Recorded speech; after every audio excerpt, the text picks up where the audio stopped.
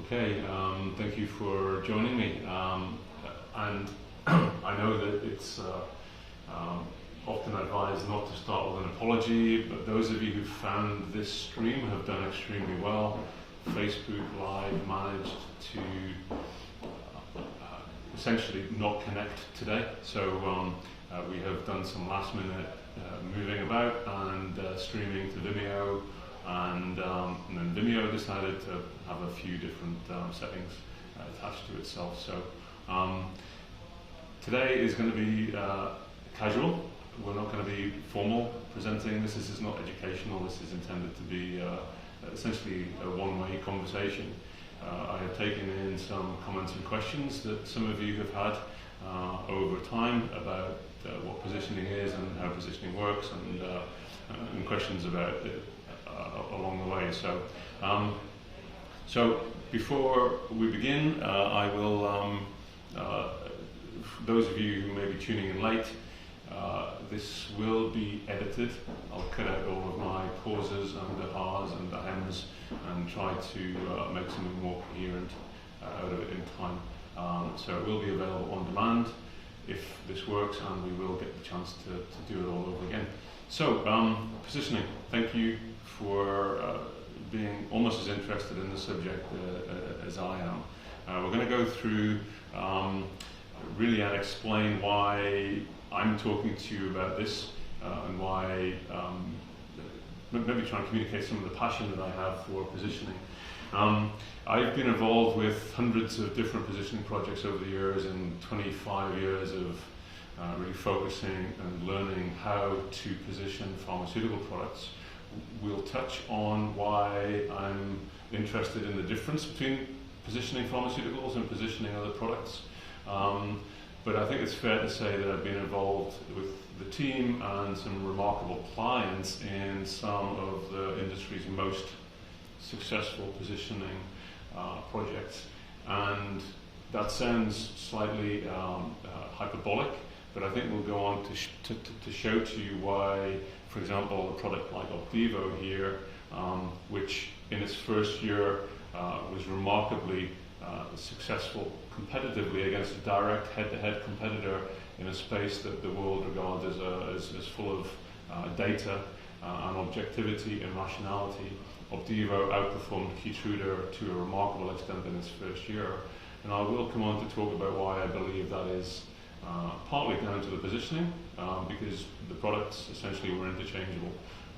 So I won't dwell too much on who I am, where I've been, except to say that IDEA has been responsible for positioning more blockbusters than any other agency in the last 20 years.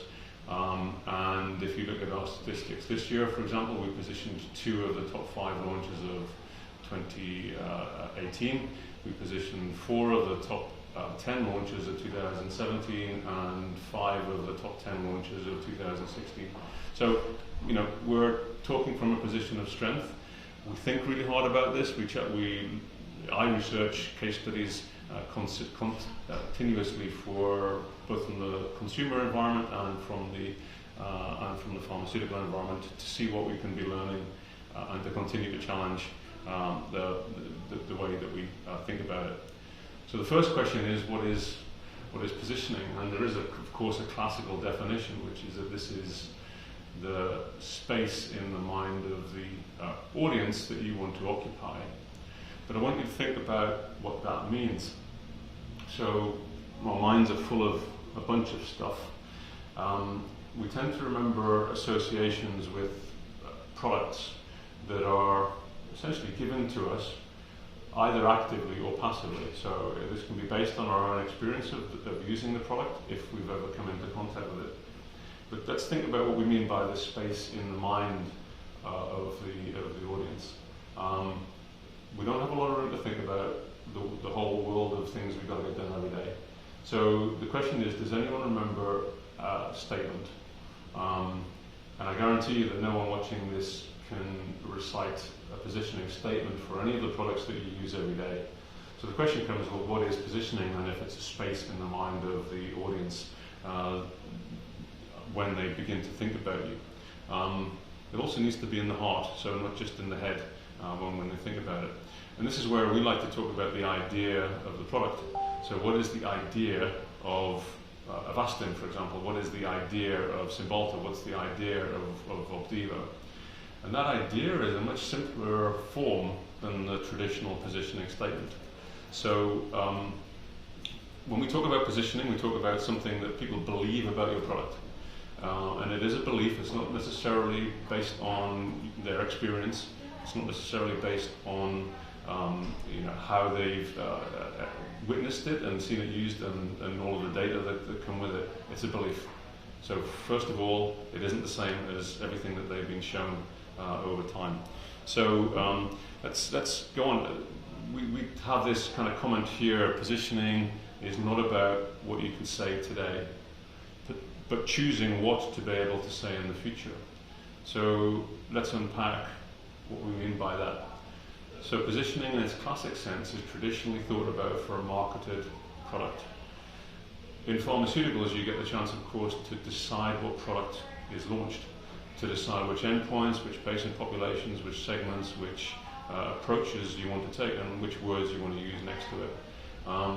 So some of this is an active choice about describing where you've been or the data that you've collected, but mostly it's about deciding the journey and the destination that you want your audience to go on with you. So this choice about what to be able to say in the future, if you don't encode it in the positioning, you're never going to study it. So let's think back to an example like Cymbalta. So Cymbalta couldn't have been positioned as depression hurts unless they had done the studies in phase 2 that allowed them to do the phase 3 studies in pain that allowed them to say depression hurts. So there's a window of opportunity to begin to craft a differentiation for your product that moves you towards what we would call a positioning. And it's also important to think about the idea of stage appropriate positioning. So at the point that you're thinking about taking a product and turning it left into pain instead of into depression, it doesn't matter what you say about it at that point. The most important thing is that the team internally is aligned on the opportunity that positioning represents. Get closer to launch, of course, and people are a lot more worried about the words and the phrases and the kind of visualization of that positioning. So we talk about this stage appropriate positioning because the positioning that you do at the beginning of phase 2 isn't the same as the positioning that you do at the beginning of phase 3, and it certainly isn't the same as you do when you're on market, or even thinking about repositioning, which we'll come on to in a little while. And of course, the reason that we worry so much about it is essentially written down here, which is this kind of comment from someone important in the US. If I'm going to speak for 10 minutes, I need a week to prepare. If I'm going to speak for 15 minutes, 3 days. If it's half an hour, 2 days. If it's an hour, I'm ready now. And I think we all recognize that truth, that it's much easier sometimes to talk for an hour and ramble about it without coming out with a specific theme than if you have 5 seconds to communicate the point of your drug, the idea of your drug. So if you have 5 seconds, that's why positioning matters, is because every word matters, every idea that you want to convey matters, and it takes a long time to prepare, and we shouldn't be approaching this in any kind of fashion that suggests that it doesn't matter. So it really is incredibly important that we align across the teams. And positioning, if you like, in this kind of construct over here, let me try and focus in on this point of this. So we like to talk about the idea, the kind of pyramid, if you like, that attaches to an idea. So everyone kind of worries about, have we got enough in the statement? That's not the most important thing that you can do with your positioning. It's all a pyramid, and through the pyramid it should be the exact same positioning. So it doesn't matter whether you come up with a 2 or 3 word idea right at this pinnacle up here. Doesn't matter if you have a 2-word approach there. Underneath that, you should be able to elaborate who it's for, what benefits it provides, why they will be valued by anyone, what's the intrinsic value. Underneath that, you should have all of the foundations. So wherever you take your slice through the positioning, it should all be the same. But there's no one way to show a positioning. The point is, once you've got all of these foundations, can you see up to the core idea? And I will suggest that a lot of positionings fail at that point, because often they've got what's down here, but they forget to crystallize it into a meaningful proposition further up.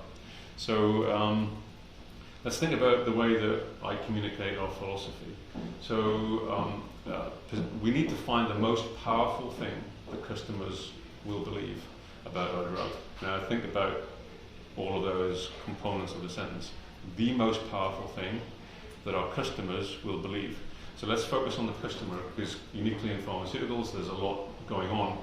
If you think about the physician, which is the classic approach, potentially they're surrounded by a care team, potentially they're surrounded by pharmacists, payers, regulators, the guideline reviewers, and then there's the patient dimension, the patient, the caregiver, the kind of external environment. So our customer is an interesting construct even before we begin to move down, and unlike most other consumer-based approaches to positioning, we have to be aware of this community of people that define our customer. Then we need to think about the fact that it's what they believe, not necessarily what we can show them today. So without getting into too much of the regulatory constraints, we need to think about something important that they will believe about the drug, and of course we won't be able to back all of it up with data on day one. We need to remember, especially at the beginning of phase 2, phase 3 on market, the least amount of evidence that we'll ever have is today. We'll collect more evidence in the future, but we need to give that evidence a direction. But people will believe things that they haven't been shown if we're able to link some of their current or existing beliefs together. So then we need to think about what's the most powerful thing that they will believe about our drug. We talk about powerful because it needs to be memorable, it needs to be able to be retained, and also drive interest, motivation, all of the other things that positioning has to do. So potency in positioning is measured in how much difference did it make to someone's perception of the drug. We then need to give them a reason to believe that. Traditionally in pharma, that comes down to some evidence or some data, and I'm going to suggest that's the wrong place to start looking for a reason to believe.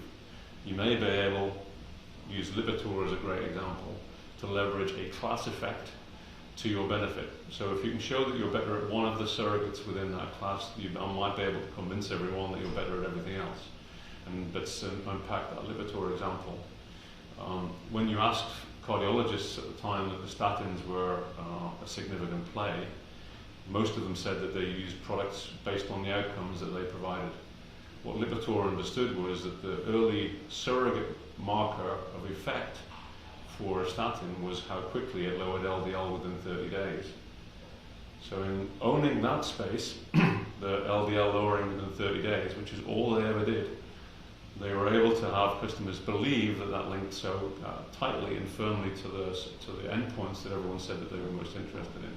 So of course people are going to say they're interested in outcomes, because no one's going to tell you that the most important thing to them is the LDL numbers in 30 days, but that was what drove interest. But actually this is a reason to believe that Lipitor was the best statin in the marketplace, which was essentially the way that it was positioned.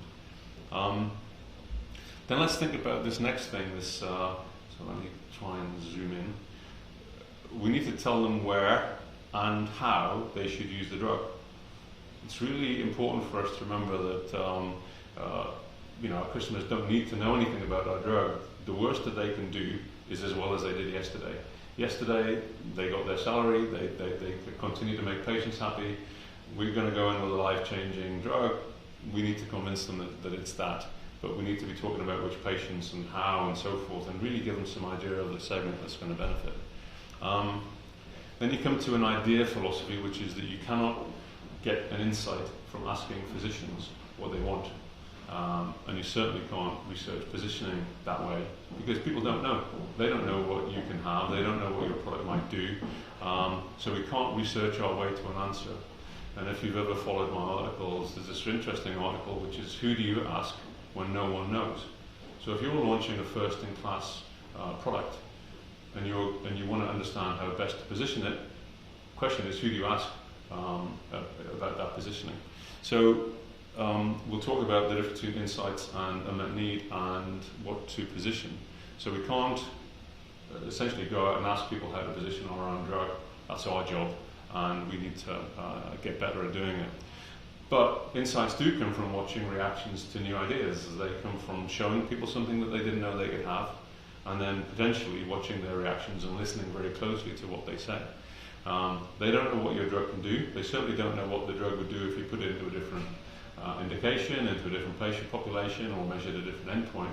All of those things are yours, not theirs to be thinking about. Of course, the other thing that happens when you ask people in research about positioning is that they tell you what they've got, plus 10%. I'd like it like this, but slightly better. So that old adage that Henry Ford said the world wanted faster horses, which was never true. Sorry, he didn't say that. But we all get that idea that if you ask people what they want, they're going to give you what they've got, plus 10%. It's going to go faster, cheaper, easier, all those things. So it's important that if we're going to show someone a bold idea that they've never seen before, one of the worst things that can happen is we show someone something bold and they say, I don't like that. Because we don't always know how we're going to behave and believe in a year's time. So, and then this final comment on here, there is no such thing as efficacy. If I was able to give you one cheat from 20 years worth of, 25 years worth of positioning, it's that whenever you hear the word efficacy, you should hold your hand up and say, what do you mean? And the reason to do that is efficacy, literally, means that the product works. What it works at, what it does, is for you to define. So think about the rheumatoid arthritis space. Does efficacy mean control of symptoms? Does it mean control of inflammation? Does it mean control of the disease? Does it mean control of the pathology? So people say they've got more efficacy than somebody else. Well, which version of that efficacy do you want to be the one that you own? Because the problem is, everyone's got efficacy. Your version of efficacy might actually be more potent as an idea than their version of efficacy, controlling pathology versus controlling symptoms or pain, for example. So stop when you hear the word efficacy and roll back and say, what do we mean by efficacy? What do we mean by tolerability? What do we mean by preference, convenience, all of those other things? So just remember this, efficacy means 50 things, it doesn't mean one thing. So there is no way to position on efficacy. That's essentially what our job is on the way through. So let's think a little bit harder about why we're positioning at all. So positioning is about differentiating your product. One thing that the kind of McKinsey version of the world does is to take people towards not differentiating, to saying nice things about the class, but not differentiating your product within it. And let's be mindful, you can differentiate really easily, doesn't mean that it's better.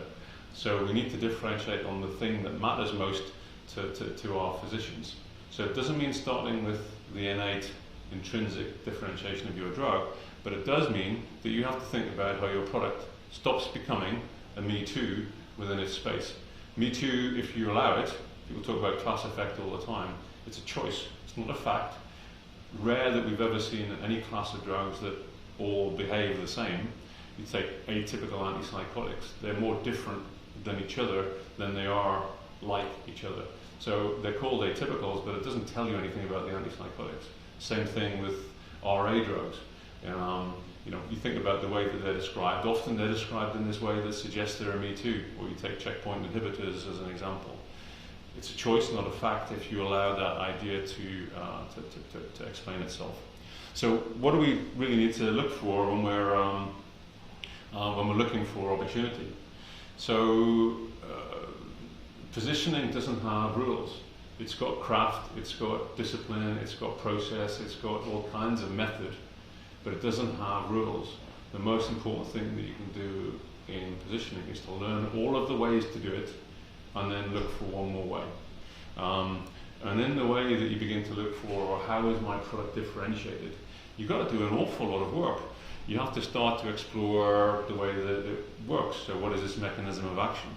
Or, bigger than that, this mechanism of effect.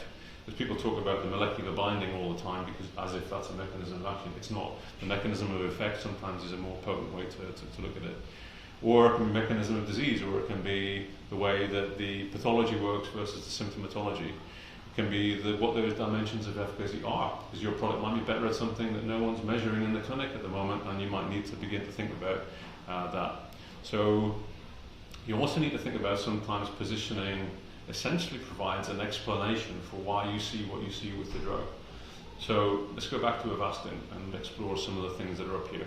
So positioning as an anti-angiogenic for Avastin was a huge breakthrough. When you think about the choices that were available at the time, they could have positioned on phenomenal breakthrough data in colorectal cancer. It was a breakthrough in an area that really needed it. The idea of VEGF as a mechanism of action, well, it was interesting. Many other putative mechanisms in oncology have failed though, so we need to remember people don't necessarily believe everything that they're told.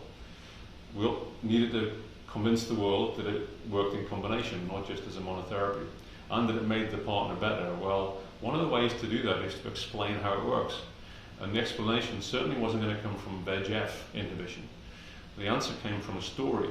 The answer came from a story about angiogenesis, about the creation of new blood vessels and inhibiting that. I guarantee you, when that was taken out to the world, most people weren't excited by that story because it seemed too simplistic.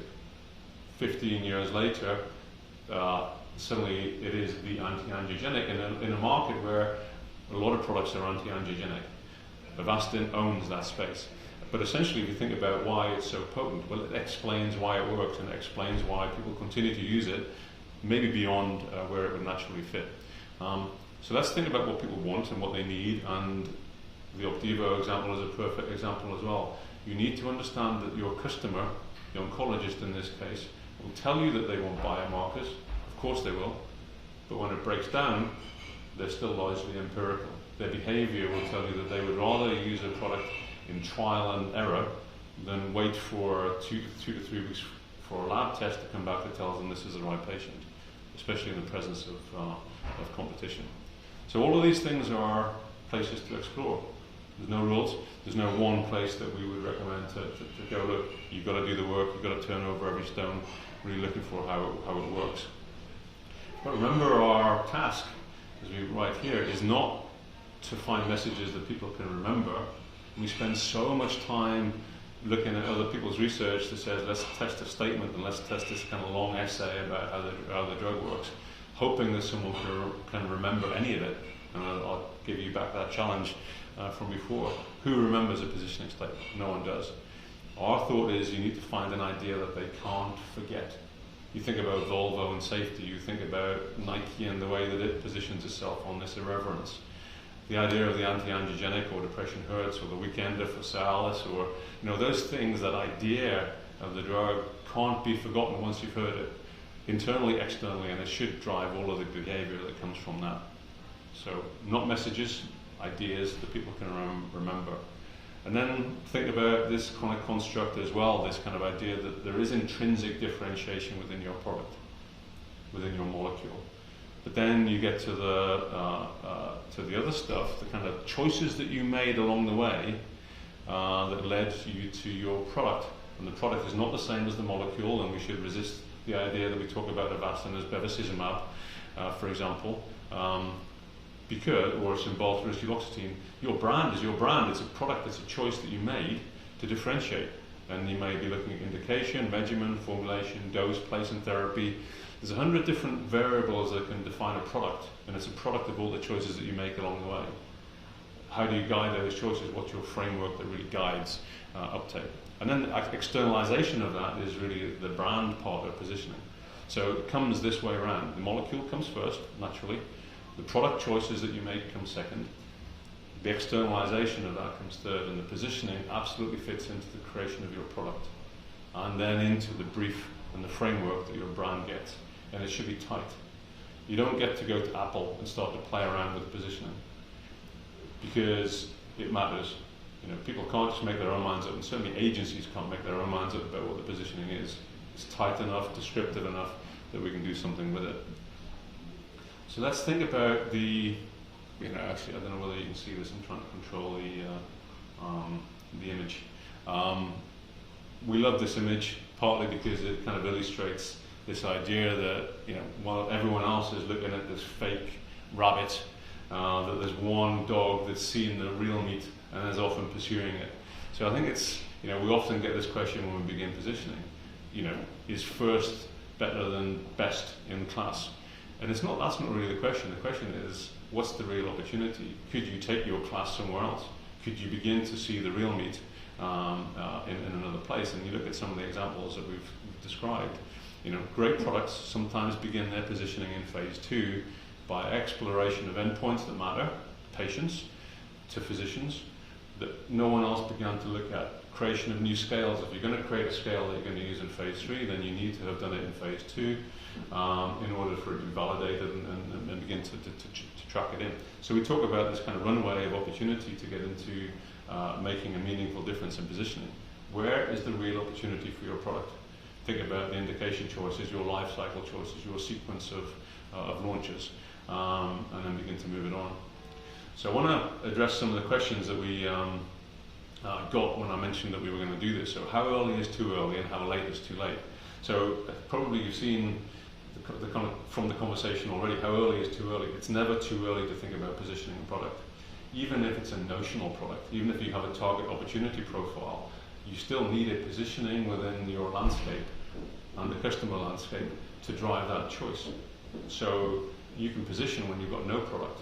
The idea that you would wait until phase 3, you're essentially consigning yourself to only developing messaging, because your ability to affect the trajectory for your product, your ability to affect the label, all of those other things are lost to you at that point. So how early is too early? It's never too early. Realistically, no one's going to be budget to do any of this work until really the end of phase 1, beginning of phase 2. Our suggestion is that the beginning of phase 2 is the ideal time to be doing this. Let's think about during phase 2 and then before phase 3 starts. That's your last real time to have the kind of impact that we believe that you need to have. So the question is, how late is too late? And there is no too late for positioning. We'll come back to this in repositioning. The question is, if you've got a good positioning, should you ever change it? I would suggest that if you're in phase 3 and you're thinking about doing positioning, you already have one. What you have is a passive positioning. You have a positioning that's driven by your R&D colleagues, their choice of what they wanted to study, the choice of which patients they wanted to study, the choice of the value proposition that really fits next to that has already been decided for you. So how late is too late? Well, I'd suggest that by the time you've begun your study, it's already too late. And we've got some kind of, let's try and get this out a little bit. We've got some kind of adages that really talk about this. So the best time to build the idea of your product was at the beginning of phase 2. The next best time is now. So it's never too late, and actually it's always worth having an investigation into whether your positioning is in the right place. So big question that we had was, who is involved? Is it a marketing function? Is it a clinical function? Is it a regulatory function? Or is it a function of market research? I think you'll probably understand already. Our belief is that this is a whole team effort. This is a global product team effort to understand this. And those people who've been most successful in pharmaceuticals have understood that you're launching something that people want. So it makes sense to understand what people want and what their unmet need is. Any idea that you would unpack this and just launch what's easy, launch what's accessible, because that's got a lower probability of, a higher probability of technical success. We need to think harder about why we're launching that in the first place. If we're just going to launch a me too, if we're going to launch this undifferentiated product, we need to think harder about why we're doing that. So, at the minimum, you need your R&D colleagues. Most importantly, the commercial team should understand what positioning is and what it's for, but also you need your regulators on board, with market research and competitive intelligence underpinning all of that. So who's involved? Everyone. Of course you can have a core team, but really we should be sort of moving it out. So then the related question is, what comes first? Is it insight or is it ideas? Think about it this way. If you took your molecule, or let's say, and sometimes we try to break this down, if you took the specification sheet for a new iPhone, the iPhone 11, and you showed it to me or you showed it to the folks in your office, do you think that they would have any understanding of what that phone would do for them in the future? They can't. bring it back to pharmaceuticals, and suddenly we think that doctors are able to take a target product profile and understand suddenly where that product should fit into the competitor landscape. That doesn't work. They can't tell you what the competitors are going to do. They certainly can't tell you what your product's going to do. So then you think, well, what's the insight that we need? Is it unmet need? Is it into the kind of real thing that they will believe about your product that will motivate their use? You know, how do you get that insight? Our recommendation is that you develop ideas first and use them to probe, like an allergen test, for responses and reactions to the ideas that you're about to prosecute, that you're about to take to them. Which is a Steve Jobs idea. It's a kind of idea of a lot of people who have been successful with products over the years, is that you take your idea and then you come up with another one, and then you see how people react to those ideas. And what they might tell you is that they're interested in the product doing some of what you wanted, but maybe if it did this other thing as well, that would be interesting and useful. So our suggestion is that ideas come first, and they're really easy because you know what the product does, you understand the landscape, you know what your R&D colleagues want to study. You take those ideas out to the marketplace and really understand where and how motivational those things would be. That's how you develop deep, meaningful insight. You don't do it by researching landscapes. And I guarantee you that the biggest mistake that pharma makes is to look for insight under the light that shines from the market research. And if you spent all of your time investigating asthma for your drug, and it would fit better into COPD, but you've got no insights over there, or all of a sudden that opportunity is lost to you. So then we get to one of the really big questions in this, which is how closely is positioning related to messaging? Excuse me. This is a thorn in our side constantly, because someone will always say, you can't say that. We don't have those data. That's the point. That is literally the point of positioning, which is to choose to collect those data in support of your positioning. Once you've set your journey and your destination, you can choose to begin to collect data and evidence and reasons to believe that it exists. So the question is, how closely does it relate to messaging? Let's think about the function of positioning is to drive an internal alignment about how your product fits into the landscape and then into the minds of your customer. It doesn't have to be related to messaging directly in any way. We could run through a list of the positionings for some of the products that you're probably very familiar with, Nike, Apple, and Disney, and a bunch of others. You wouldn't recognize any of the words that they use in their positionings. They don't have to. What they have to do is to create an idea that the story then goes on to elaborate. And they can elaborate over time. So the idea that you want your positioning to last for 10, 20, 30 years, that's when positioning is potent. Does that have to relate to messaging? And thereby, does it have to relate back to data? Absolutely not. So we talk a lot about the idea that the best template for your positioning is actually the label that you want, the draft label that you create. It's already got the who, it's already got the what, it's already got the why built into it. And I guarantee you that a draft label becomes more of a contract for your internal team than the positioning statement ever can do. Because if it isn't in the label, you can't say it anyway. So the decision to choose what to say in the future is down to you. It's down to your choice of what you put in the label. And if you chose to not study it, so it didn't get in the label, that's a choice. That's fine. You can make that choice. But we need to remember that the label already has most of the functions of the template that sits within it. We always talk about why we come up with an idea more than a positioning statement. It's because statements usually have 5 or 6 ideas in them, not one. And that's one of the big risks that we see, is if you take a statement that's got 5 or 6 ideas in it, and then you ask the agencies to execute and the sales reps to describe the product, you get 1,000 different stories that then disperse and become a couple of million different stories. So this idea of a tight framework, people shouldn't be questioning what your positioning is. They could question how to execute it, that's fine. They could question you how to execute it in Germany, that's different. But the idea that someone plays with your positioning at a global level, it should be tight enough and descriptive enough and prescriptive enough and proscriptive enough that no one gets to play with it. So the idea of a tight core with a loose edge means that people can play with it, with the messages, the claims, the campaigns, a bunch of things, but they should all be describing the same product, the same idea of the product in time. So Then you're going to get onto one of my biggest breakthroughs when we think about positioning. This idea of active versus passive positioning.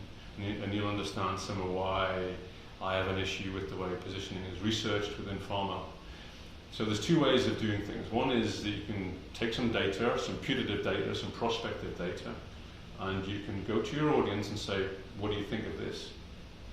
Well, you could do that in your positioning process, or you could do that when the product's launched. Because that's what you're going to have. You're going to have a product, you're going to have a label, you're going to have data. Take it to them and see what they would do with it. Because that's essentially what you're doing in your positioning testing as it stands. You're passively positioning your product. You're letting the audience decide where it fits. And they might tell you that there's no obvious place, that it's just a member of the class. That's not their job. It is your job to try and give them somewhere else to go. So we talk about this difference between active and passive positioning. Positioning literally means to create a different belief in the mind of your audience than the one that they would naturally arrive at. Because if all you're doing is understanding what your audience would do with your product, no matter how nicely you describe it and how many nice words you use, that is passive positioning. It's a place of default. It's not a place of choice. So very easy. You might as well not do the whole thing. You might as well just put some data tables, some charts up, and then let the audience decide where to use the product. Because that's what you've done in the positioning exercise. In order to differentiate, you need to take an idea that they wouldn't have come up with themselves and understand what their reaction to that might be. That is active positioning. That's how you change mindsets rather than just reflecting what people think of your data. So we'll come back to this idea. If all you're ever going to do is passive positioning, and by that we mean the traditional approach, the kind of McKinsey approach of researching everything to death, including the statement, for goodness sake. That can only ever be passive positioning. It's what I think of the data that you showed me, and it's where I think I would use the product, and I'm never going to vary from that view. Tell me that you'd use it over here though, change my mind, give me a reason to believe that it fits differently, or that perhaps it's not the same as its direct competitors, and suddenly I'll think differently about it. You go back to Cymbalta, for example. Cymbalta was a generic, essentially, antidepressant. The idea that it was able to command its space in the pain marketplace was a choice. It was an active positioning. Positioning Avastin as an androgenic, or Cymbalta or Cialis versus Viagra, distinct polarized positions for the marketplace in a place where potentially 36-hour potentiation for Cialis was a bad thing. Suddenly it's a good thing because you're positioning against the benefit. You need to do that work. You need to take them an idea that they may not have thought about in the first place and then prosecute it. So does positioning ever change over the life cycle? And this is a big thorny issue because clearly in pharma you're accumulating indications, you're accumulating new data, potentially more exciting data than the ones that you began with. I would suggest that what you're changing is messaging. If that is the approach that currently is happening, what you're doing is changing the data as it comes, and you're changing the messaging and the story as you go. Positioning shouldn't change over time. A tight core might mean some flexibility in terms of how you deliver the messages, but the positioning doesn't have to change from year to year. And that's the most important way to think about it. Humira's positioning didn't change over time. Avastin's positioning didn't change over time. Lipitor's positioning never changed. And you think about the success of that product, $15 billion per year, bigger as a single product than the whole of the Star Wars franchise, bigger as a single product than the whole of the Harry Potter franchise has ever been, merchandise, books, films, everything. Lipitor was bigger than that, and it had one positioning throughout its life cycle. Different execution, different campaigns, but it didn't change. And I think that's when you've got a great one. The problem then comes if you don't. Realize I'm going to overrun here a little bit. So the next question is really around portfolio positioning and positioning combinations. And these are two questions. So taking a product and fitting it into a portfolio, you have to think about a situation where someone will describe comfortably your product sitting next to another product in your portfolio and talking about both of them at the same time to the same customer. In order to do that, there may well be overlap in the things that you chose to study and the data that you chose to collect, but we need to think about someone being comfortable to leave some money on the table for one of those products so that the other one can have it. some patients, some physicians, some endpoints that one of those products will have and the other one won't have. Those are choices. And that's the point of positioning, is to make choices. It's to think about this product is for these guys, this product is for these guys, and we'll make some trade-offs and compromises between them. So portfolio positioning is still positioning, but you need to make choices so there's a hard edge between those products so that you can comfortably describe the story about your end-to-end benefit across the portfolio. The risk is that you don't do that, and again you leave the passive positioning to be the one that makes people's mind up, and potentially your rep will be the one to deliver their version of the truth. Then you come into an increasing question these days, which is the positioning of combinations. So if you put two products together, let's think about whether that is a combination, or in many cases it's a combined regimen rather than a combined product. Put the two in one syringe, it's a combination. Put the two into a regimen, once every 2 weeks, once every day. The question is, do we take the data from the combination, do we take the positioning of the combination, or do we take the positioning of the individual products? This depends on whether you have a strong positioning for the individual products themselves and have thought through all of their potential uses in the future. You should only ever position a combination if you want to put an edge around that combination as a combination. So think about the most powerful thing that your audience will believe about that combination. And then that's your new positioning. The fact that both of the individual products, or the three products that go into it, might have had their own, they give it away. Suddenly they're in combination now, and you need to explain why the combination is able to deliver the benefit that you're really looking for. Another thorny subject is emotion, because every agency on the planet these days believes that positioning has to be emotional. Largely true. We need to remember though that emotion is a complicated cloud of stuff. It's not just nice people running down beaches with golden retrievers believing nice things about your product. We talk about emotion as things that make us do what we do, the kind of behavioral science of emotion. We might be anxious, we might be moving away from, we might be moving towards something. We might be people that want to solve problems, we might be people that don't.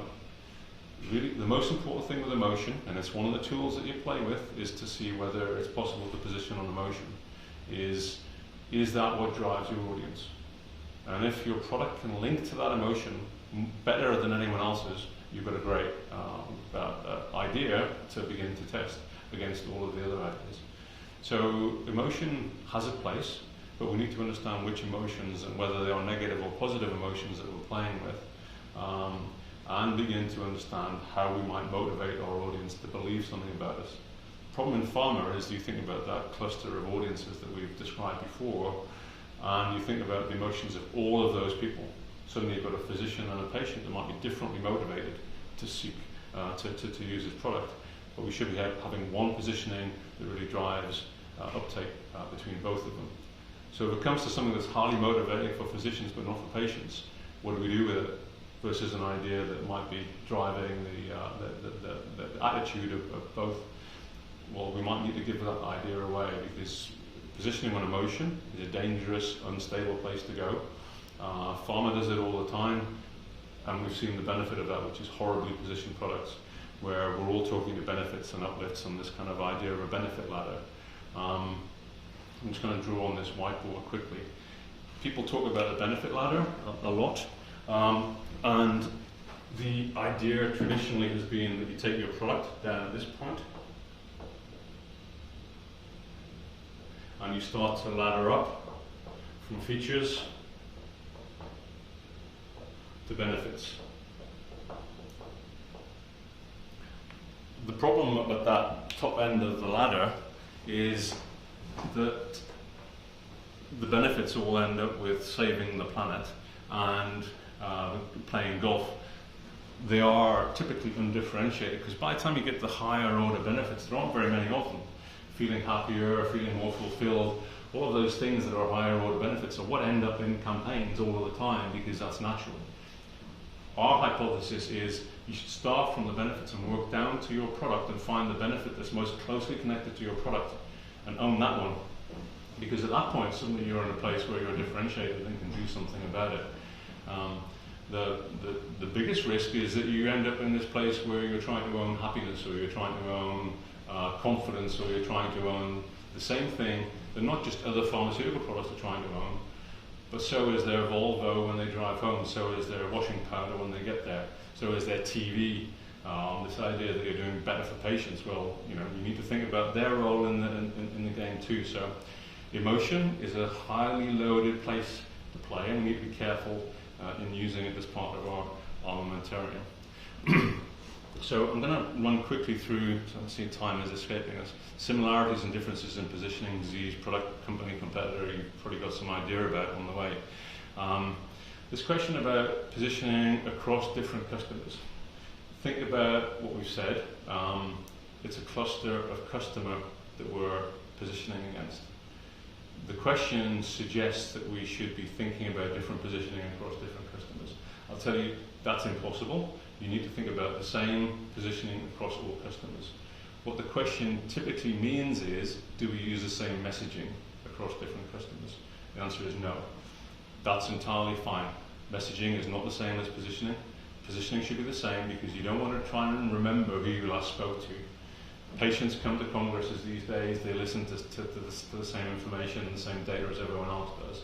You try and remember what your positioning was for one audience and not for another, you're already stuck. So easiest and simplest is to try to find one positioning that works across all customers. It's hard work, and we need to understand their motivations and play to that. So this next question, when, if ever, does it make sense to position for direct competition rather than aim for differentiation? I'm not sure I really understand these rather than in this sentence. You need to differentiate. The question is that sometimes people get too fixated on a direct competitor. But we also need to think about the strategy of positioning. So what are we going to do to differentiate ourselves over time if there is a competitor that's better at X or Y than we are, and depending on how they're hitting us? It's a strategic question. The question is, does it make sense to position for direct competition rather than aim for differentiation? No. Always aim for differentiation, but on something that matters. Because then you're setting the agenda rather than the competitor setting the agenda. Because I guarantee you one thing that we would love is if someone started to respond to our messaging strategically. All kinds of things that you can do to move that competitor around if you're aware of what's happening. So when, if ever, does it make sense? You never do it. You never position against a direct competitor unless it's a giveaway brand, unless you're positioning a product as a fighter brand in a portfolio. I'll skip past this one because there's a few questions that, so how has positioning changed in the last 25 years? I am covering that in the book.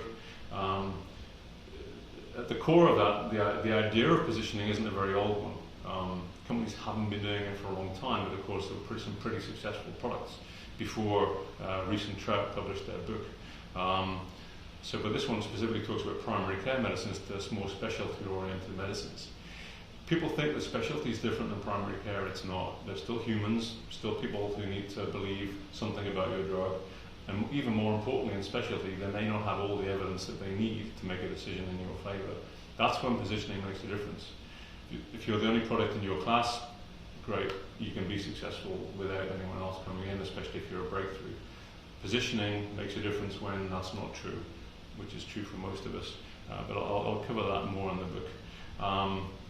This next one is kind of more related to the idea of which customers do we want to talk to, because this irrational and overwhelmed mind of a singular player, the clinician learner, in an under-designed and inefficient system. Someone's got a problem with the way that the world works. So is anyone asking the right question? I would say that your value proposition, and I see the value proposition as is so highly integrated to the positioning. That's all that the payer and the system needs to see is where it fits, and did you prove its value to the system, to the world, to the customer group. Let me come back to why I think value proposition and positioning are the same thing. Value proposition, so a statement of value for your drug. That's all that a positioning is. It's a kind of an idea of the value that your product provides. It's a value proposition. So anyone that's able to persuade me that those two things are different is a better man than I am. People talk about market access and payers and all kinds of stuff next to value propositions. Value proposition is a positioning activity. The choice of whether it's value for money is different. The value proposition, what your drug is best at, the idea of your drug, that's a positioning in my mind. This next question was really around geographical differences. Should we be considering regulatory policy differences, cultural differences, etc.? My answer is, of course. Of course you do that, because if you've got a different product in the US versus Japan versus Germany, and that matters to you, well, think about it. But this comes back to making choices. You might have to decide that you've positioned for one market and the others aren't going to benefit to the same extent. What you don't want to do is have 4 different positionings for 4 different geographies just based on this stuff. So that's a quick answer to a kind of long question. Can a product be effectively repositioned? Absolutely. Some of the most exciting work that we've done has been on repositioning. The question is how you know you need to, and if you're flat unnecessarily against the competitive landscape, then you should be thinking about repositioning. Fact is, you should always be thinking about repositioning. And that's not at odds with this idea that positioning shouldn't change over time. It shouldn't, if you did it right. But the problem in pharma these days is most of the positionings we see, 99% of them are horrible. They don't have a positioning in them, they don't have an idea in them, they've been crafted from the wrong ideas, they've been wordsmithed to death and so forth. Those positionings, absolutely reposition them because they were never any good in the first place. And there's never a better time than today to begin to think about that. So can you reposition? Should you reposition? 2 different questions. Can you? Yes. Should you? Only if the positioning is somehow getting in the way of people seeing your product for what it is. And I'll guarantee you sometimes actually this passive positioning is actually made worse by the positioning that's been communicated by your company. This question of how significant is the name and the choice of brand name in the positioning. Our suggestion is that the brand name should be secondary.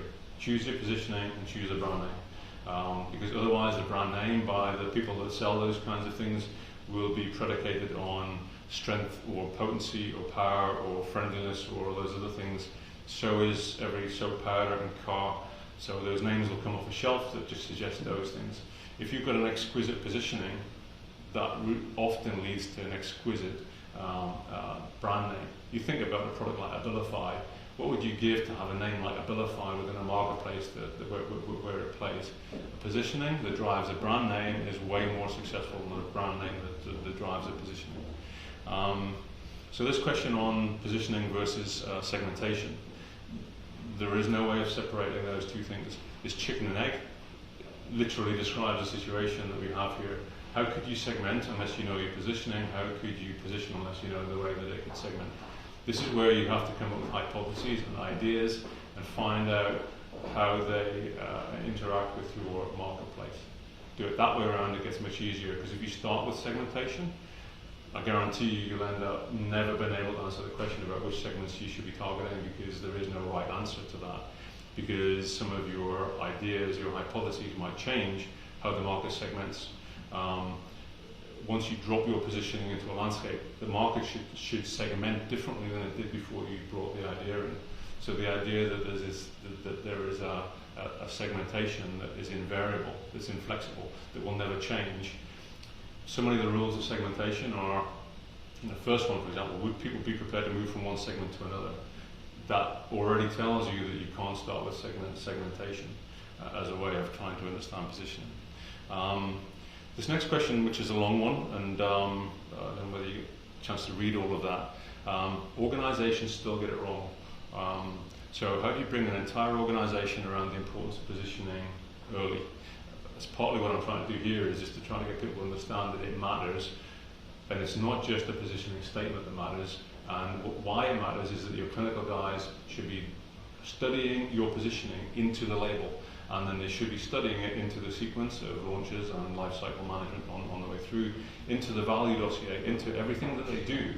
So if people don't get the idea of it being important when they understand why positioning matters, then there's very much, that's a difficult organizational challenge to fix. The problem is that it forces compromise, because choosing a great positioning might increase your risk technically. It might increase your regulatory risk. Some people are uncomfortable with that risk. That is the organization's task to find something that you can launch that matters to people and to patients. So the idea that it's a marketing thing versus a clinical regulatory thing or whatever, we need to get people to think harder about launching the kind of successful products that we used to launch, the Cymbaltas, the Avastins, the Viagras even in the marketplace, where decisions were taken early about how they were going to change the landscape beyond them. I won't touch on this one, or really this one. There are a lot of kind of fundamentals to the way that positioning works, but we need to think about some things that we describe on this chart here. So there's what your drug is good at, and what patients value, and we need to remember patients have a range of things that they want. It's not all efficacy.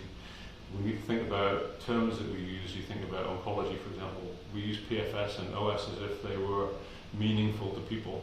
Well, anecdotally we hear oncologists say, I've never prescribed overall survival to a patient. Doesn't mean anything. There's a chance of life, there's whatever. OS is a clinical trial metric across a population. Get into the individual and it starts to change. They may also be more interested in symptomatic control than survival, for example. But then we need to think about what's in your label and what people are prepared to pay for. And actually at the kind of hub of all of that, there's really the chance of what you choose to launch. And remember this thing that it is a choice rather than a kind of fait accompli, what you're gonna take out there. So there are many things, and we produce a lot of stuff on the web about what positioning is. The kind of cold reality is that we see a lot of things that are just not positioning. So they're statements, they're nice sentences, they're aspirational, campaignable claims. That's not the starting point for positioning. If you can't distill it down to a core idea, and we talk about this thing all the time, squint at it, look at it, at the core of it, does it feel like there's an idea there? If you can't tell who'll be the first patient to get the drug, if it doesn't provide a brief for the phase 3 design, if it doesn't track into the label and then into the things that you can say about it, you can't tell which physician is going to be the one to prescribe the drug. If it's focused on the first launch and not the 5th launch for your product. If it uses data as the reason to believe, like look at this data, isn't it great, then you're under pressure. If there's no story, just superlatives, it's the best, it's the preferred, it's the drug of choice, you already know it's in the wrong place. If it's being wordsmithed to death, and I was horrified to hear that McKinsey and others will take out positioning statements to your audience and then ask them to wordsmith them. What a ridiculous idea. Great to feed the invoices for consultancy, but none of us are comfortable looking at positioning statements. All we'll do is wordsmith and compromise and dumb it down and make it nice instead of potent. Referencing class, if you're going to say you're the best in class, well, you've just given everyone else a leg up to say that this is a class of drugs and your product should be standing alone. And here's a quick cheat just to remind that if it includes the words efficacy, safety or tolerability, it's already not a positioning statement. So you come back to those cheats that I described before. Efficacy, hold your hands up and say stop. We need to be thinking differently about the kind of efficacy that we want to be moving our customers towards. So I think I've hit the hour mark, and I'm going to thank you if you have been watching for your patience, because I'm keen to learn how to do this, whether I'm answering the right questions, whether I'm talking too much, whether you can hear me, whether you can see me, all of those other things. So looking for feedback. Got a lot more to say on the subject and a lot more to write down on the subject. So thank you. We will try and produce an edited version of this video. If you ever want slides, if you ever want to talk to me, if you ever want to send me questions, I'm looking for questions to answer as I'm writing the book. So it doesn't just have to be in this format that we answer those questions. Apologies for those of you who had questions that I didn't cover. But let's think about the core. Positioning is about active choices for where you want your product to succeed, not passive. So never ask your audience where they think your product fits based on this TPP. We'll cover the TPP separately. Never ask your audience that. Focus it on active positioning. Focus it on getting past that idea of efficacy into what that really means. Those two things or the biggest cheat you'll ever have. The next big cheat is try and distill it down to 2 or 3 words. At the core of your product, what is the idea? What is the idea of Apple versus Samsung? What's the idea of Mercedes versus BMW? What's the idea of Opdivo versus Keytruda? They're different. And that difference is enough to drive attitude and choice. So thank you for your patience, and I'm going to sign off and answer any questions that you want to send me on email in time. Thank you.